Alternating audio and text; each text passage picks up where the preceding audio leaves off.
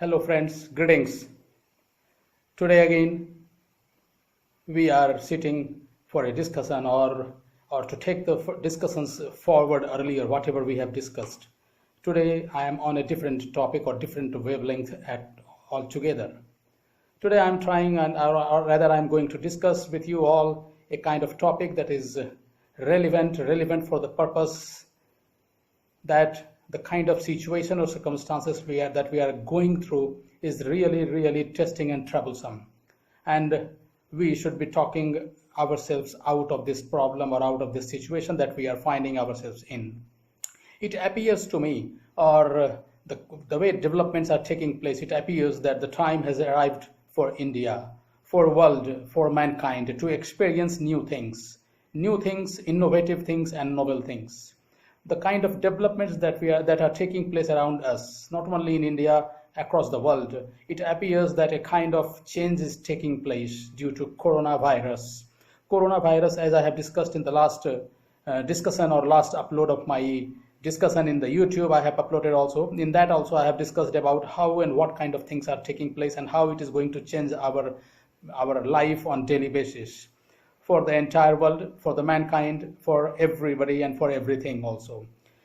It appears that the time has arrived for everybody, particularly for India. India is going to lead the world in a different kind of direction, or in a kind of situation or direction that we are all going to experience for the next years to come, maybe for decades or maybe for centuries also.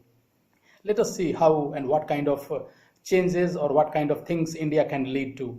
Why I am thinking like this, or why I am on a topic like this that says or that feels like India time has arrived for India, for world, for mankind, for restoring self-belief, survival, purpose of existence, solving issues and reaching heights so far as mankind is concerned or human lives are concerned. Let us have a discussion on the current social governance, economic status. What kind of situation or what kind of scenario is prevailing so far as the social governance and economic scenarios or status are concerned. But before we go on discussing on a topic of this sort or this kind of discussion, let us understand first the Indian mythology. How does it work? What kind of stories abound here, and what kind of stories or lessons can we learn from the Indian mythology? You know, Indian mythology, we also religiously narrate and take pride in. We are living in a Kalyuga. Kalyuga, in Hindu mythology, there are 4 yugas called Satyug, Tretayug, Dwaparyug and Kalyuga. Currently we are living in Kalyuga. Earlier yugas are said to be Satyug, Tretayug and Dwaparyugs. Bhagwan Ram, I hope everybody knows who is Lord Ram or Bhagwan Ram. Bhagwan Ram served humanity and larger interest in Tretayuga. And Bhagwan Krishna or Lord Krishna, I hope everybody understands, knows Krishna. Both are famous across the world, particularly in India also. And Bhagwan Krishna served humanity and larger interest in Dwapar Yuga. Post these yugas came Kali Yuga. Both did not have any liability to follow traditions ensuring community discipline and wellness as Kali Yuga was to follow. It is said that Satyuga means everybody was truthful, disciplined, leading an orderly life. There was a slight deterioration in Treta Yuga, then further deterioration in Dwapar Yuga, and Kali Yuga is said to be full of indiscipline, inorderly behavior, and all kind of negative things or things which are not confining or conforming to the rules of human life. So both did not have any liability to follow traditions ensuring community discipline and wellness as Kali Yuga was to follow. But even then, they did take measures to lead a life or to give lessons to the mankind or humans that human life should be dealt or should be led like this. We are not free from this liability, as the yuga to follow is Satyuga. And if we believe in the Indian mythology, then being Indians or otherwise also, then Satyuga means that everyone understands, follows and honors his or her role as a human being and adheres to all human and godly responsibilities.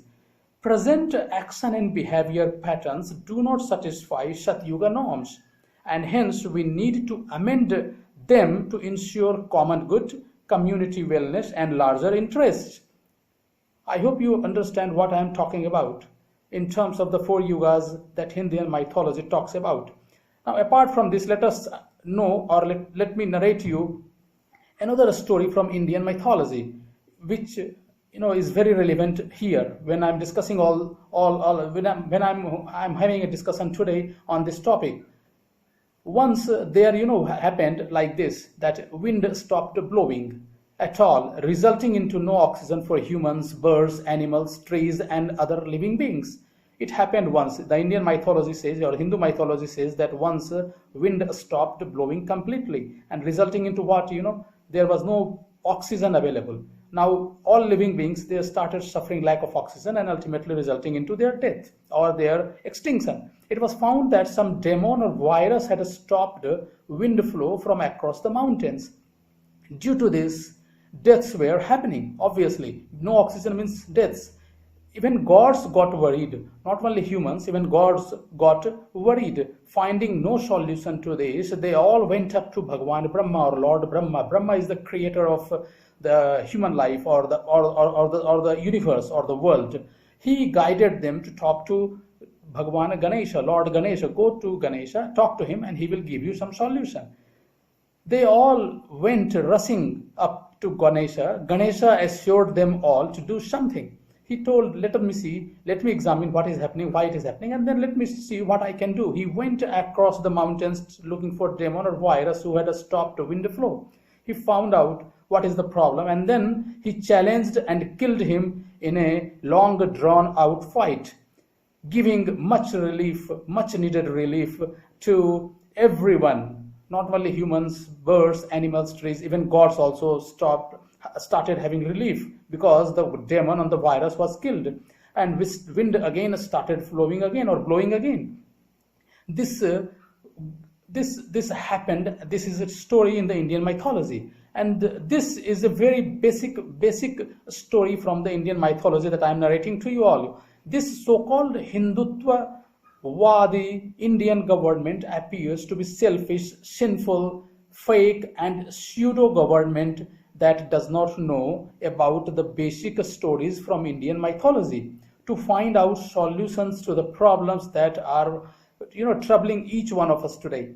Coronavirus is troubling not only nobody else, only humans, and all humans across the world are getting troubles or problems through the coronavirus, and the solution is definitely very, very much required.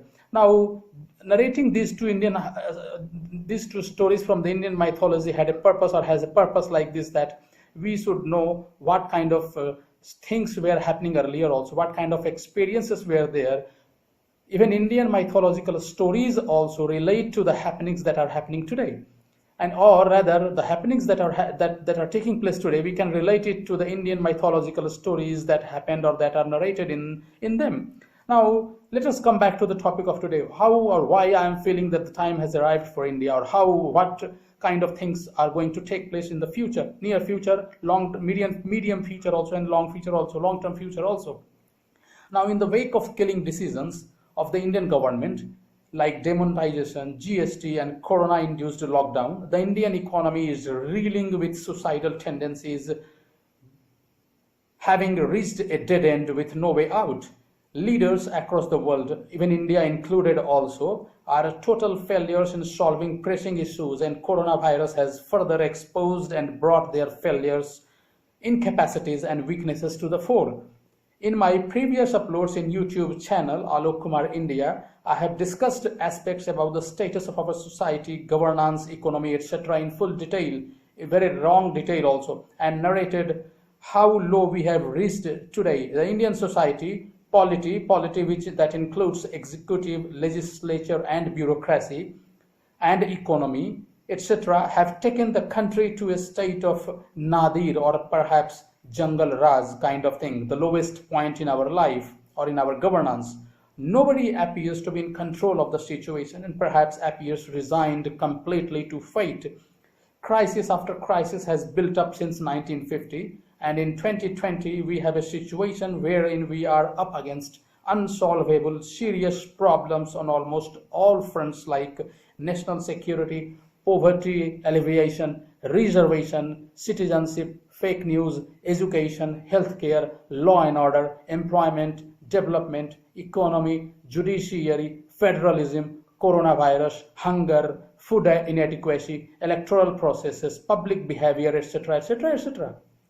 Executive, legislature, and judiciary all have disappointed India badly and harmfully. The role of any government is to enable and empower every citizen and resident to contribute and perform to the best of one's ability and to enjoy life that is so short and perishable. Government of any country or state must not create conditions for unethical and oblique or unlawful activities or behavior from its citizens or residents. The laws of the country or the behavior pattern of the country should be such that every citizen feels encouraged, feels involved, feels engaged, and doesn't feel irritated or agitated to have something or to do something different from the laws of the or rules of laws.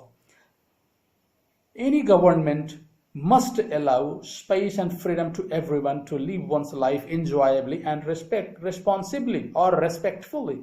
Government's role is to ensure proper law and order.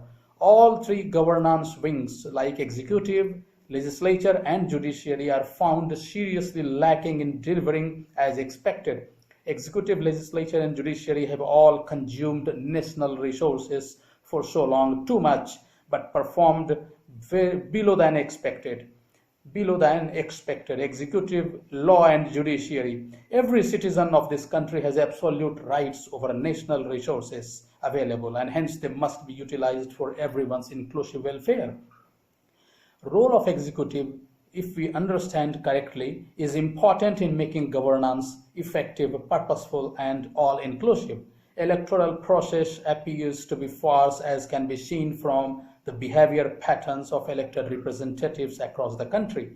The political leadership at the center and in various states appear clueless, directionless, and visionless about anything in the country. Coronavirus has further cemented this fact or this feeling. It appears incapable of addressing the present multidimensional problematic scenario, the kind of things that we are experiencing in our day-to-day life. The role of legislature is important in respect of formulating policies on national issues and crises of importance and urgency. The current track record on the latest performance appraisal would lead us to believe that legislature is failing our country. Expectations are very high and performance is very, very dismal. Indian constitution appears to be lacking teeth or bite in the changed social, political, economic scenario and is being played with in a manner highly objectionable. Nobody appears to be respecting or following it in real true spirit. Now, role of judiciary, if we discuss, is important as the Indian constitution has declared it independent of other wings of governance. Judiciary has been provided with a situation where it must be independent of executive and legislature. Yet it has been portraying itself as devoid of that independence and towing the line of the political leadership. Of late, it is being used by the executive and legislature as a tool to divert problems and arranging solutions by presenting fake or concocted facts. Some of the judgments passed lately have not stood the test of time, jurisdiction, facts, and principles of natural justice. I hope you agree. But these kind of circumstances and the problems that we are facing today, much particularly or more importantly, the coronavirus, all these things are forcing us or trying to lead us in a direction where we need to change ourselves, need to change the things that stand today, and need to usher ourselves in a direction where we can say that the time has arrived for India, for world, and for mankind. The people around us, the people that we have can definitely solve, or we can encourage them and enable them, empower them to solve the daily problems that we are facing today, and provided we take decisions and actions in that direction. Now, if we talk about the initiatives for society, for polity that includes executive, legislature, and judiciary, and the economy, not only for India, but for the world also, for the total mankind also. But because I am discussing, or I am keeping my discussion on India, I will talk about India particularly, and what kind of situation is prevailing, and then what kind of initiatives we need to take or we need to implement, so that not only India comes out of the problem on all fronts, rather it is in a position to lead the world also into a position, or into a scenario, into a situation where world also gets benefited out of Indian experience and Indian actions and decisions. India, first of all, must and needs to be a karma-based country. Doing karma is most important. As a human being, or in human life, only one thing is important, as has been experienced, practiced, and lessoned earlier also, since centuries, since immemorial centuries, for age old, for many years, that karma, or doing karma, is most important. We must engage ourselves in the karma, or in doing things. Vision 2030 and Vision 2040, again from the Indian point of view, and not only from the Indian point of view, but from the world point of view also. Vision 2030 and Vision 2040, these two visions should aim to take India's GDP to minimum 25% and 50% respectively, for the benefit of the world.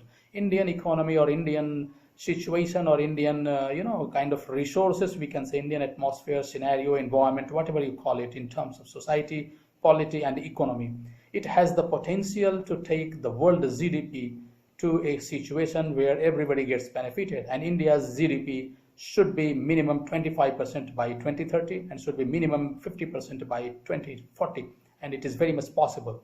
India shall take or play leading roles for reviving world economy from the corona slumber, or the slumber, or the deep recession that has set in. Just like retirement age of 60 years as an employee, retirement age of 70 years should be applicable in politics for political activists or leaders.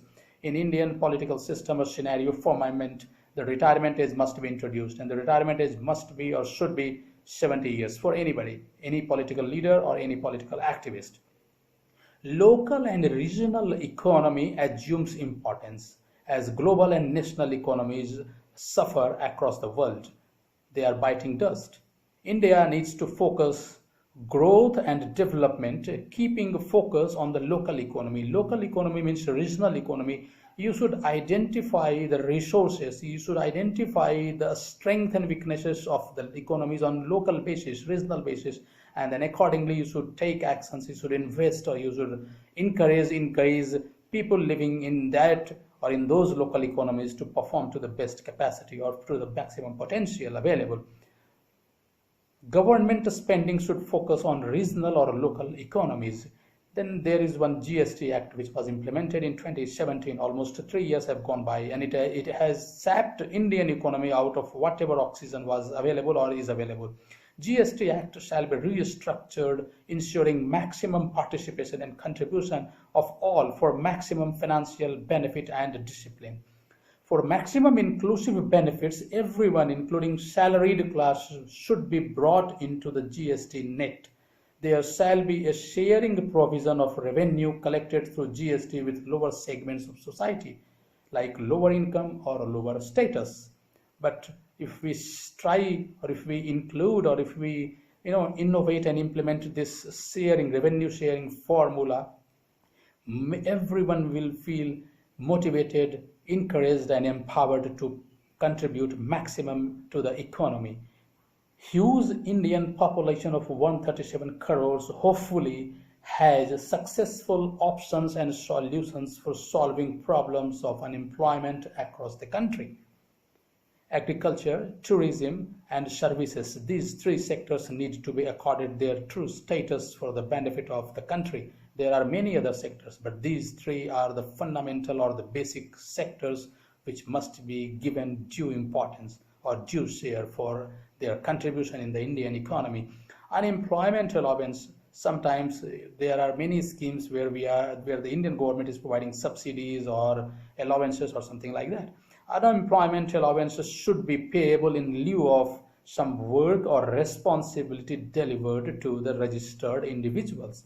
List of beneficiaries of all government schemes should be placed and displaced village-wise, block-wise, district-wise, whatever way, on the public domain to check fake, wrong and multiple payments.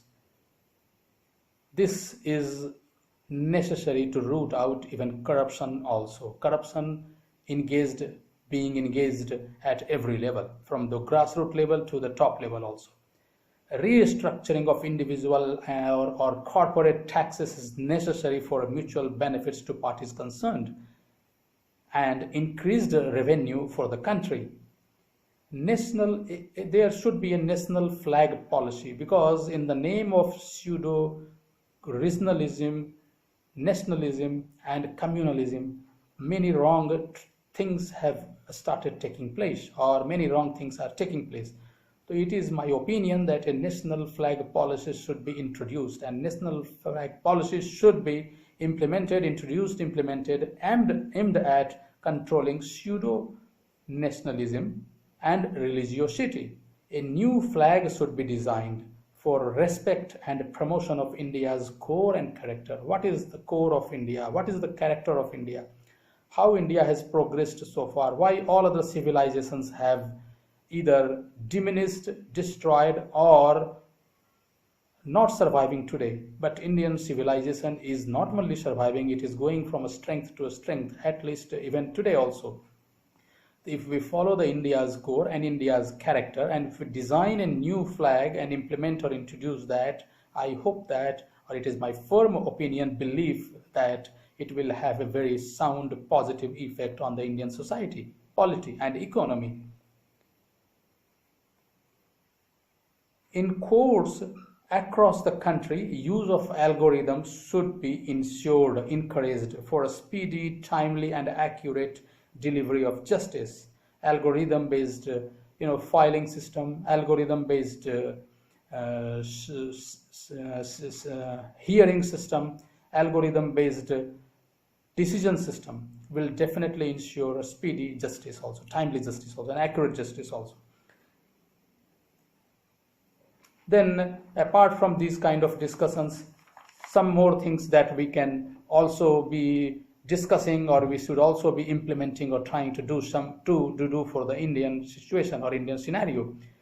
Women and children, particularly women, have always had a very respectable place in Indian society. Women have always been accorded a very respectable, very important status. Women and children must have their respective budding, honorable and welfare space in our Indian society. Of late, there is a deterioration in these kind of feelings or our attitude towards them, but it must be amended, it must be changed. Separate regulators must be or should be created for the education and healthcare sector, as education and healthcare must always be easily accessible, affordable and all-inclusive.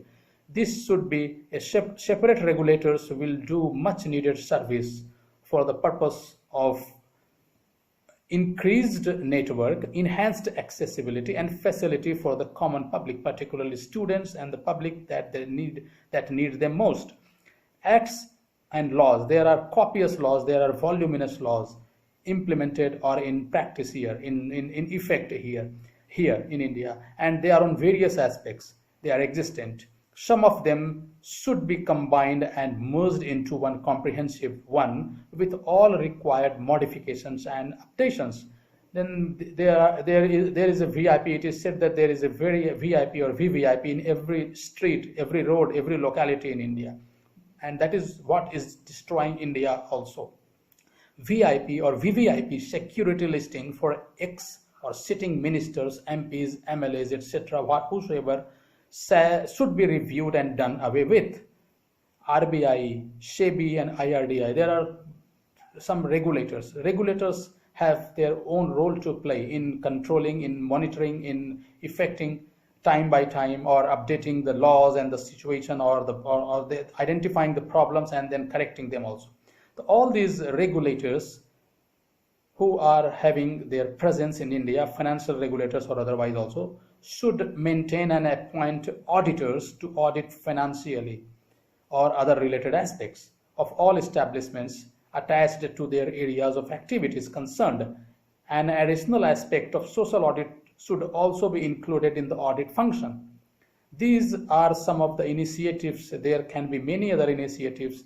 There are actually, if we go on talking, there will be too many initiatives that should be implemented, introduced for the benefit of the country, where we are in a position or we are in a situation to take our country out of the slumber, out of the situation, out of the morass, out of the problematic scenario, out of the troublesome scenario, worrisome scenario that we are finding ourselves in, the entire country, not only the country, India, the world, but the world also and the mankind also. There is a saying in English, where there is a will, there is a way. And the will of the Almighty has descended on India. India is going to lead the world, is going to lead the mankind out of all these problems. Way to India becoming world guru is a smooth and successful. Hope so. And with this message across to all of my listeners, viewers, let me finish here with the message again, thanking you all and wishing you all a very great future ahead. Thank you, friends. All the best. Thank you.